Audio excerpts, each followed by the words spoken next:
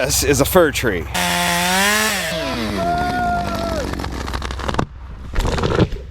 That's now a log that I'm going to turn into a small barn. And oh, by the way, the budget I have to work with is $0. Well, here it is just after Thanksgiving. I finally drugged myself out of some of the post-Thanksgiving slumber long enough to look at the weather forecast, and when I did, I realized I've got a deadline. Because now that we have a few goats, we're going to need to have some hay. And since we live up here in the Great White North, we're going to need to protect that hay from the elements. Now, I could do like most other people do and just throw a tarp over it. Well, that wouldn't provide any sort of fun or a last-minute project that I need to complete before it snows. And just for a little bit of extra added fun, I figured I'd make a video about it to make it take about 3 times longer. I've selected a few trees to cut down, partially because the place where I'm standing is a potential future build site. Those trees right up there obscure the view of a really cool mountain that's kind of right behind them, so I'd kind of like to get them gone. But since they're on kind of a gnarly hill, it seems like I'm going to have to go get Clifford to skid them down. Now while Clifford's up there warming up, I'm going to take the tractor and the log trailer slash hay trailer slash flatbed trailer and haul it out to where I'm gonna drag those logs to.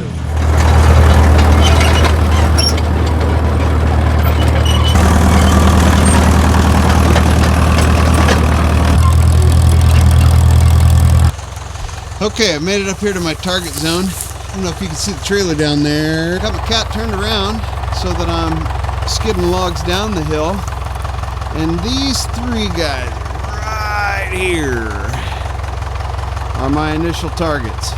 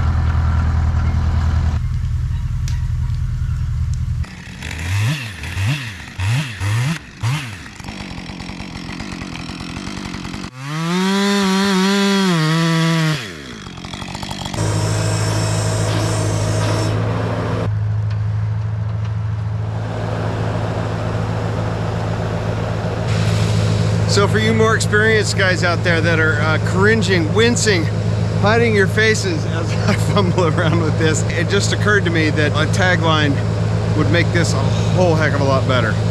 Alas, I'm quite a ways from home and I don't have one with me and it's getting dark. I'm gonna go ahead and load the next couple of logs on here gently. We'll go from there.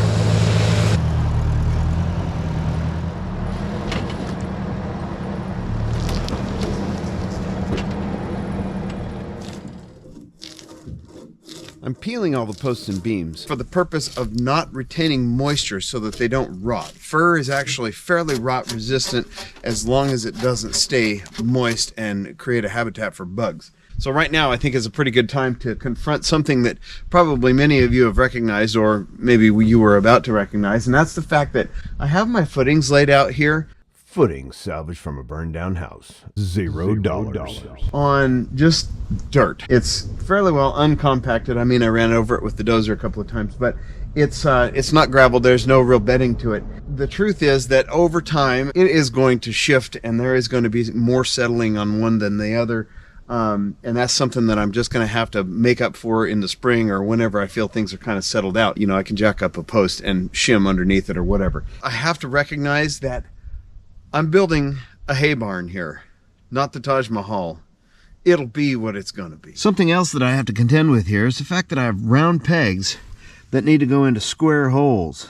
I'm going to go ahead and put my post up here, and with my combination square fairly well leveled, I'm going to go right through the center and whoop a line on there. And then I'm going to measure out 1 3/4 because my square holes are 3.5 inches.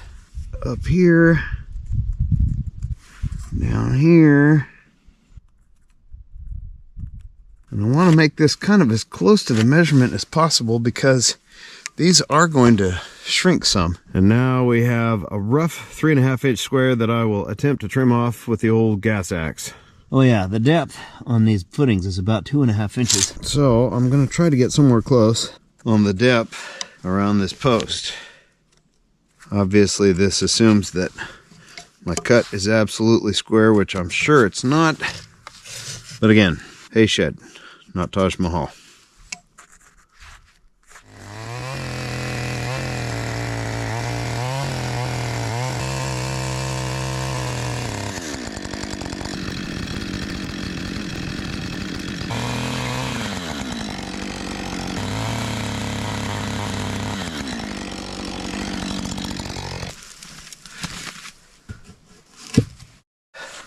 There we go. Post number the first. It's like it's leaning a little bit, huh? It'll be okay once we get it tied into the others. Well, would you looky here? Looks like Santa's elves must have finished this in the darkness of last night. Oh yeah. And there's this stuff all over it.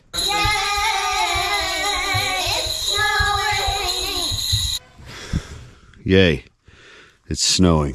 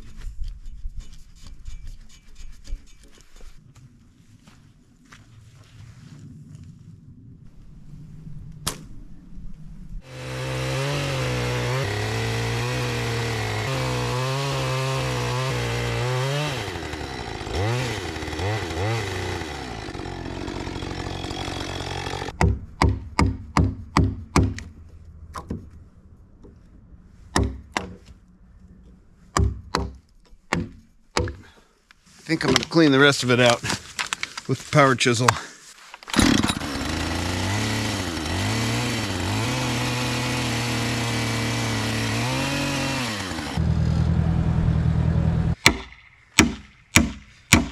Seth Murphy, this hammer is perfect for this job.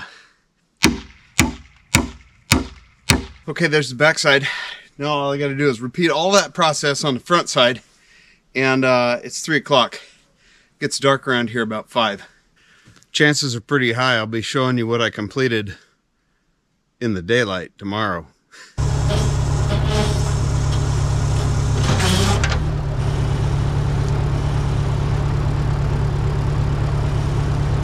Boys and girls, I'm afraid my tractor's not going to be tall enough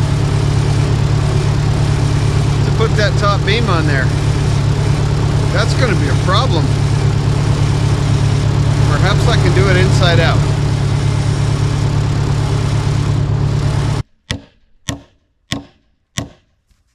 Now the tricky part is going to be lifting it up and moving forward with the tractor in such a rate as to not knock these off of the footings and instead lift it, bring it straight up and down so that the post will fall into the sockets here. I don't know how this is going to go.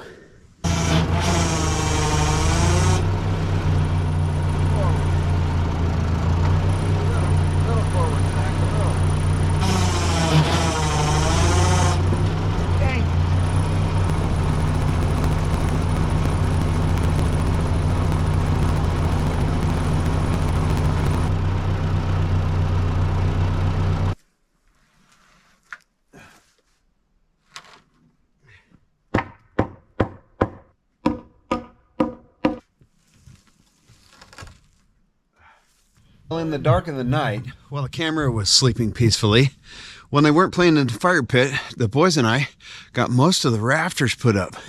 Oh yeah, and then this other blanket of white stuff fell on top of all of our work, which is not particularly helpful, but it did result in what'll probably be one of the prettiest days of the whole year. So I'm going to go ahead and get the rest of these rafters up, get them fastened onto the frame so we can get the roofing on and call this a wrap for now. I've got these big 6-inch nails. Hardware salvaged from years of other projects. $0. That I'm going to use to spike these in, but because they're all sitting there somewhat precariously and I don't want them to be jostling around while I'm banging on it with the hammer, I'm going to go ahead, pilot drill at least just a smidge down into the beam. That way it'll hold them all in place so that I can drive them all in.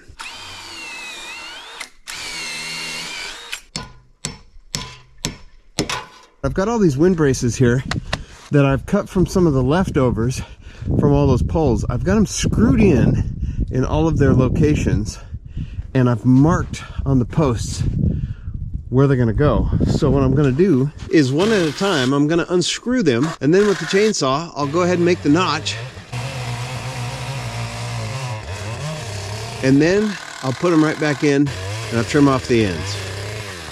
Like so. And then I'm gonna go real quick before it gets dark and mill some boards for the roof.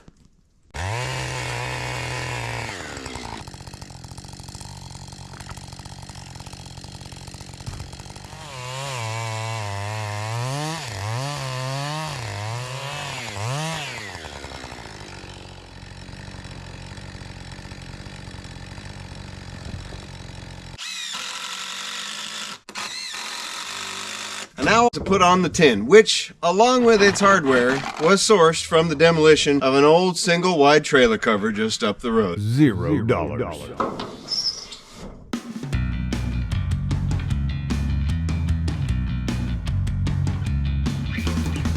And now all that's left is to get some use out of it. Total cost, $0. Alright, there we have marked out a rough 3.5-inch square that I will trim up with the power saw, that I will now attempt to trim off with the gasoline beaver, that I will attempt to trim off with the old gas axe.